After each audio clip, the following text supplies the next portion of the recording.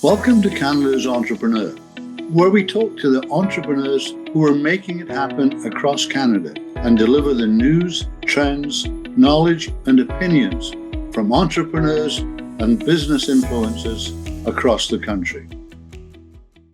Hello, I'm Mario Toneguzzi, Managing Editor of Canada's Entrepreneur. Joining me today is Paul Van Ginkel on Calgary's podcast. Paul is based in Calgary and is an artist. Thanks for joining us, Paul.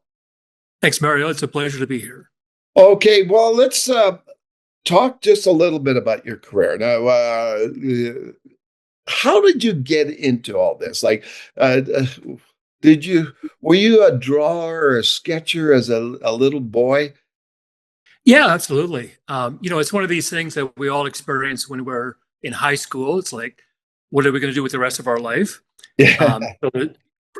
We're at such a young age, we have to make such huge decisions. But back in high school, I went through the same thing and thought, well, I really like this art thing. I'm a pretty good artist, relatively speaking, back in high school.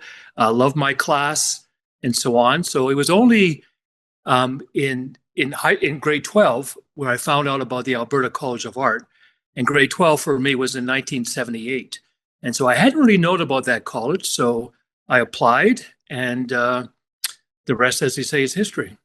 Like a lot of kids, Mario, I mean, I did a lot of sketches, and, I really enjoyed it. I still have a lot of those sketches with me today, which have become more valuable over time. Yeah. And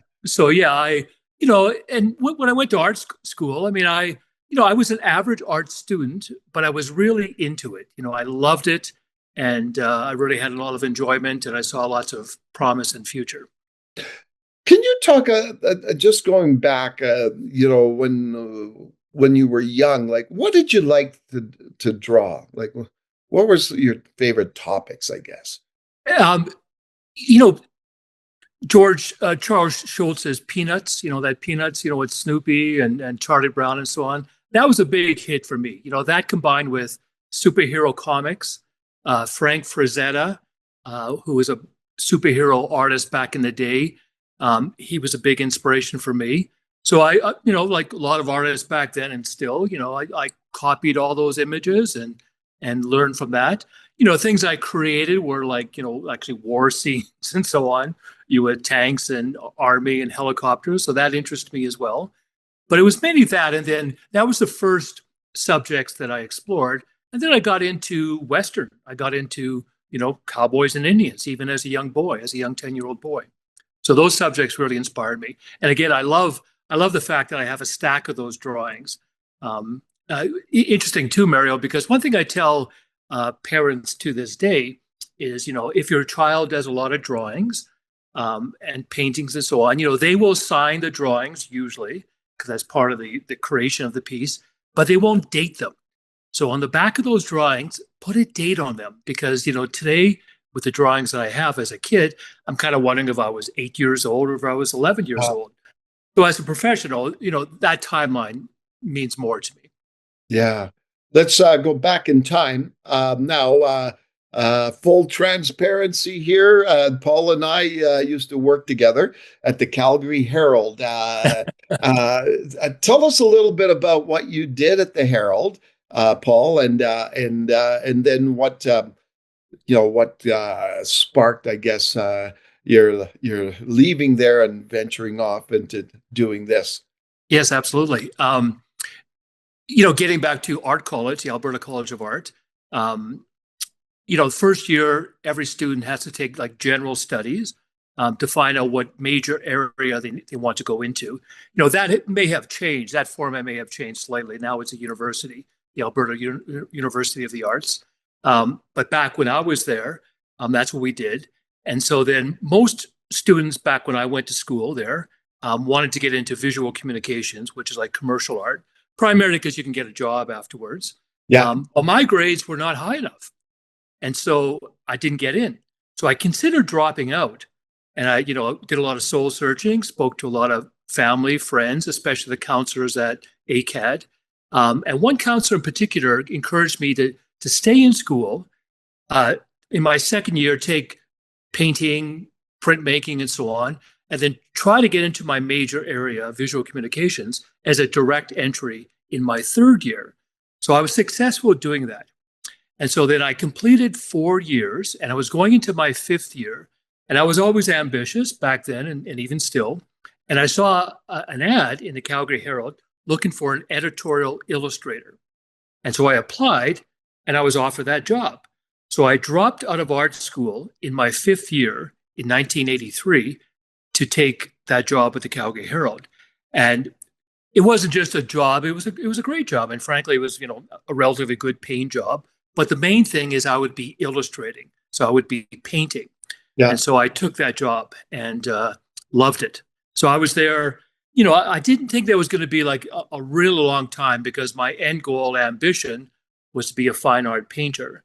So worked for the Herald from September 1983 and resigned effective January 1st, 1990 to be a full-time fine art painter. But I loved working at the Herald. I mean, as you know directly, Mario, I mean, just the energy, the collaboration, the thrill of being published. In those 6+ years that I was at the Herald, there were over 1,000 of my pieces published. Wow. And I like every next morning when they were published, I clipped them out. I had a stack of papers. I've since threw them out because they yellowed and they got a little old. But it was always a thrill, and it was an honor. And as you recall, back in those days, the Calgary Olympics was on as well in 1988. Yeah. And so that was another, challenge and thrill to be part of that. And even though I was an illustrator, that was my specialty, informational graphics and charts and so on was a big part of it as well. So part of the motivation, frankly, to resign, not just to pursue my dream of being a painter, was because it was, fewer and fewer illustration assignments and more computer graphics and so on. Interesting. And that, I'd rather have a paintbrush in my hand than a mouse. So that wasn't so much, discouraging, because I knew that the writing was on the wall. But it was time to leave when I did, and I never looked back. Now, when you left, did you not go to school in the States? Yes. While I was actually at the Herald, I did earn a Master of Fine Arts degree from Syracuse University through an independent degree program. Okay. And so what that entailed is that there were 3 summers that I went to Syracuse University for 3 weeks and worked there. But there were assignments that one could do at home, of which I did. There were also trips that we took to New York, like as a class, to New York, Boston, Dallas, places like that, to continue our studies. So it's an official Master of Fine Arts, but it was done through an independent study degree program. And credit to the Herald. Of course, I had to pitch that to the Herald, and they agreed for me to pursue that. So I'm very grateful to them. Okay, so today you're obviously a very well-known, very successful artist. Go back in time, back to when you first started. So that's 30+ years ago now. Was it scary to embark on a career full-time as an artist? Oh, absolutely. Because back when I was working for the Herald, again, it was a good job. It was a good paying job. Yeah. And I was married at the time to my first wife.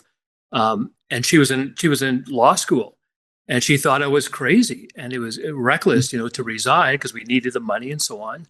But I convinced Susan that, this is my passion. She knew I was hardworking and ambitious. I had a couple of leads, and, I did commercial freelance assignments while I worked for the Herald as well. So I had a bit of a track record in a sense. So I had some leads. But the biggest thing is I just had the fire in my belly, the burning desire that I just had to do this. And I was determined, not to fail. So sure, it was scary, but, it still is scary. It's good to have that motivation to go to work every day and do the best you can be. So, I'm happy to report my first year as a freelancer, I made more than I made as my last year working for the Calgary Herald. So I was off to a good start. And, it was one of those things, Mario, that I just knew I had to do. When is the best timing? Who knows when the best timing is? The best timing is when you feel it's right. And, you're not reckless, but you go after it. That's important. Now let's talk a little bit about the subject material.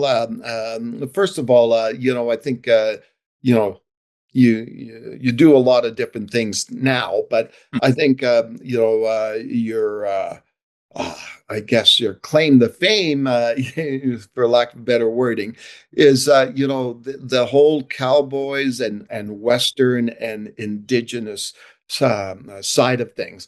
Yeah. What was it and still is to this day about that topic that you just love to paint? Yeah, I could certainly talk on three more podcasts about that. Great question, Mara, because it's obviously instrumental in my career. It goes very quickly. It goes way back to when I was born in Winnipeg, and our family took a family vacation in 1970 to the Great Calgary Stampede. I was a young impressionable young man, and we saw the Calgary Stampede.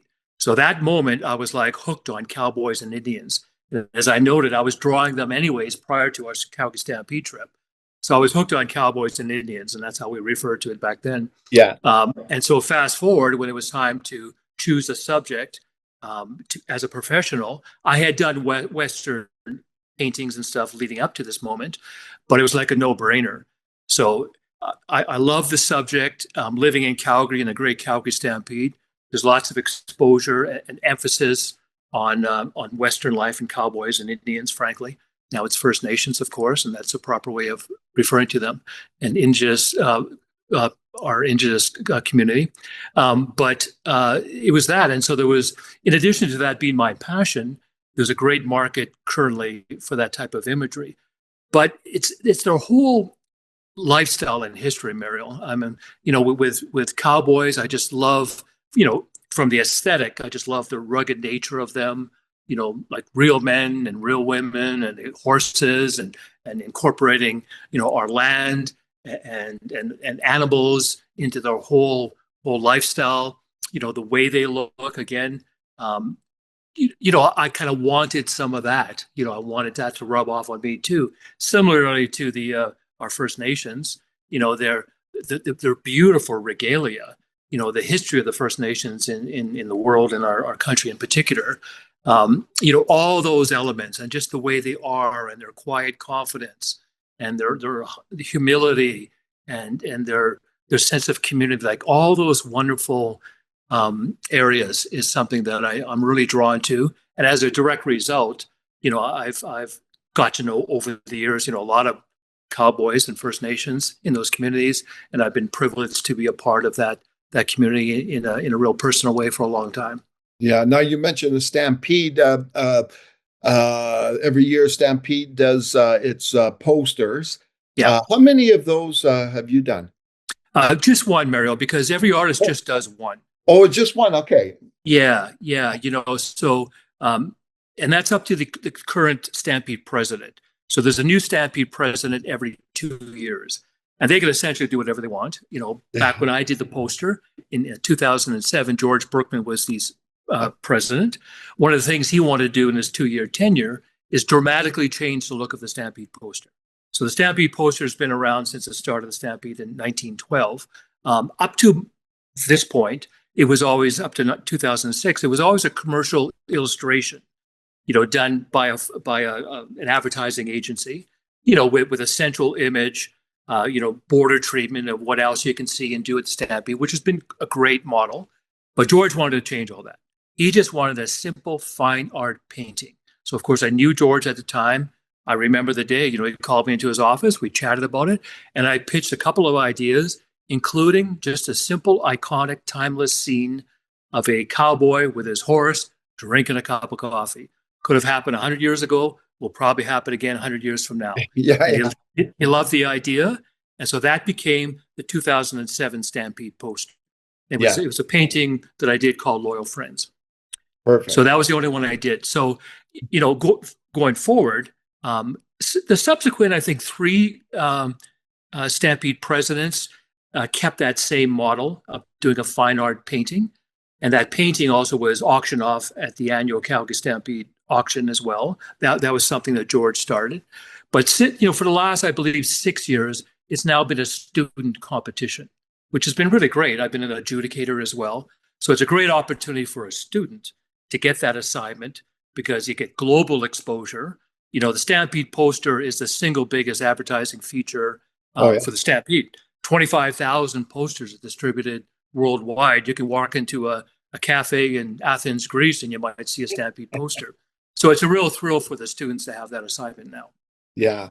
Now let's talk about the other type of stuff you do beyond the Western stuff. What is it that you? First of all, what is it that you like to paint beyond that, and where do you see the future? Do you see expanding into other areas? Yeah, definitely. We all want to be inspired going to work, and if one can control their destiny or their work or the type of stuff they do, an artist certainly can, and that's what I try to do, Mario. I mean, I first and foremost I paint for myself. I want to learn. I want to grow. That's never stopped. Every painting I start, I'm nervous and I have insecurities, because my bar is now pretty high that I've set. But once I get painting, then the rhythm starts and so on. But in the spirit of wanting to grow, even though, again, as you pointed out, if I'm known for anything, it's my Western work, and I'm grateful for that. Yes, I do a lot of other things. I do a lot of dance themes, from ballet to belly dance to burlesque, but especially flamenco. Yeah. And I do, the First Nations stuff, even though that falls under the umbrella of Western, perhaps, First Nations. Travel, I travel extensively on my own and with my family.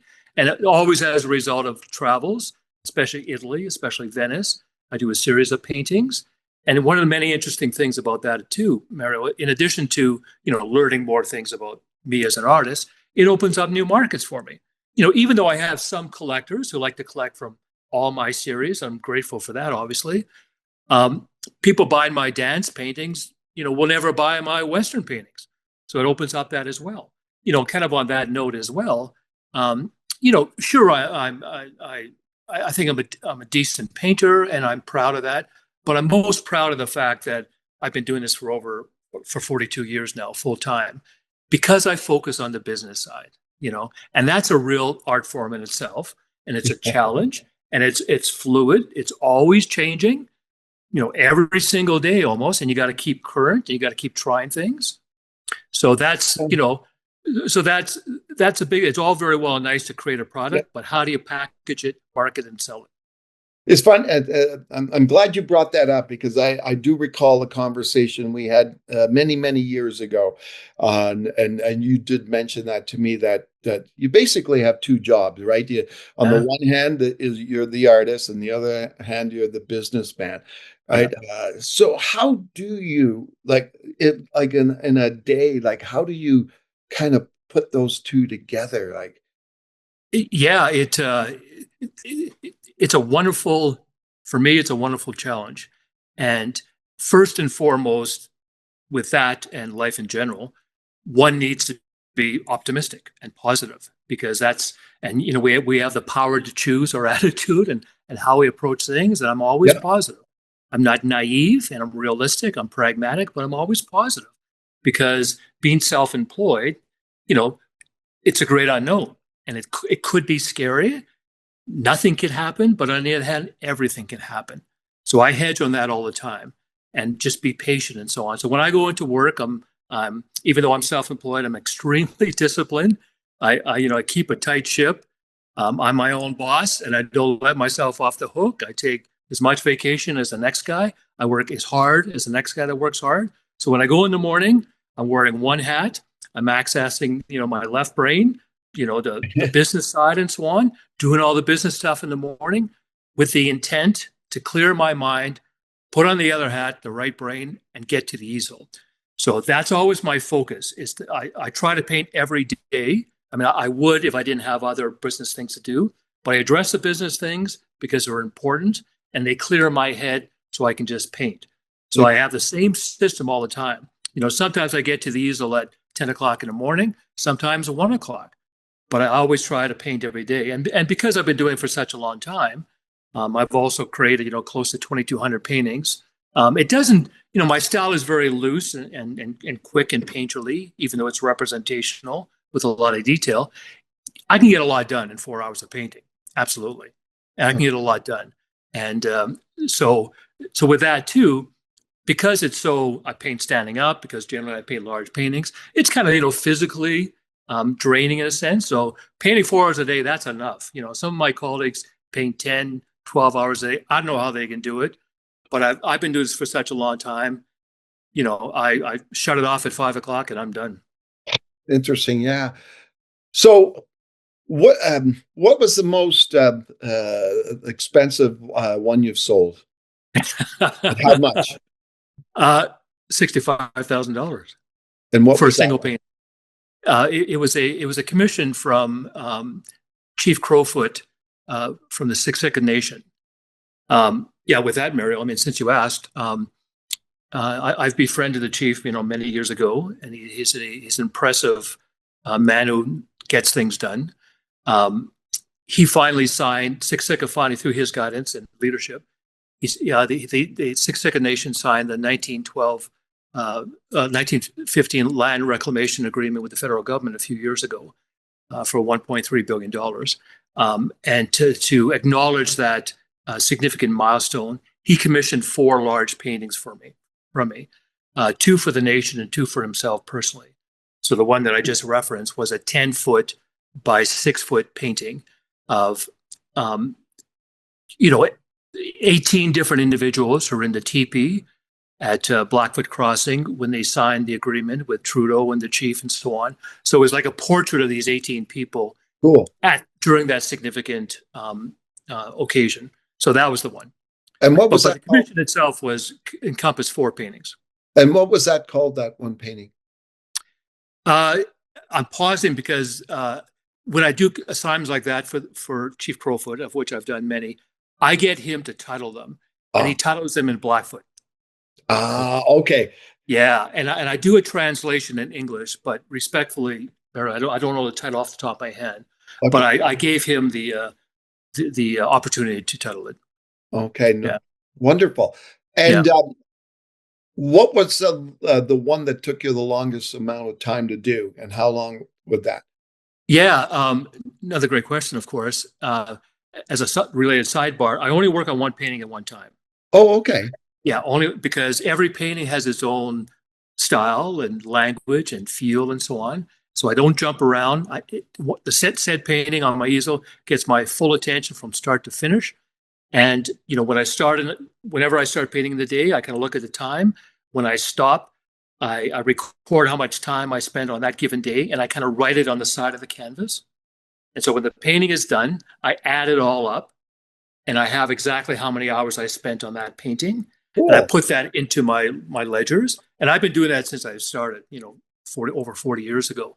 So I know exactly how much time every painting takes. And over time, that has always served me well. So all that said, the painting I just addressed for Chief Crowfoot, that took the most time, but that has changed. There's a new painting I did last year, another commission that surpassed that in time. I did a commission for Smith-Built hats of the chuck wagon driver Troy Dorchester, and it was 10 feet by 5 feet. A ton of detail. It was Troy coming around the bend, racing at the Calgary Stampede, with the grandstand in the background.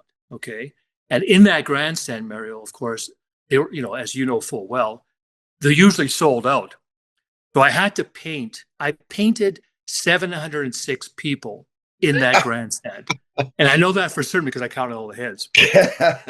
so that combined with the detail of Troy and so on, that took the most time, and that took. I should know this. Took about 106 hours, over the course of 3 weeks or so to paint that one. Wow. as a related kind of fun sidebar, if you will. I've done a lot of large horse herd paintings. Yeah. And when I do that, I count the horses because I find that's interesting.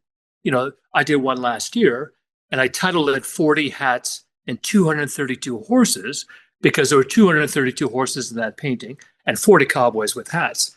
So with the painting I just referenced about Troy Dorchester, I thought, well, this time I'm going to count all the faces in the crowd. And there were 706 faces. So that was fun.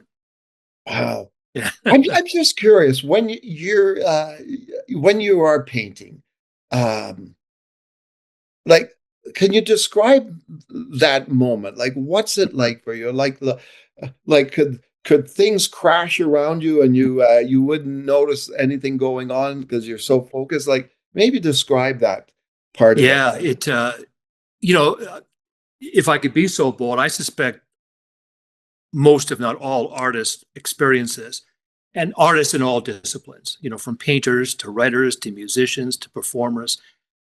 In a sense, it's hard to describe, but as you can tell, I like talking, so I could probably articulate.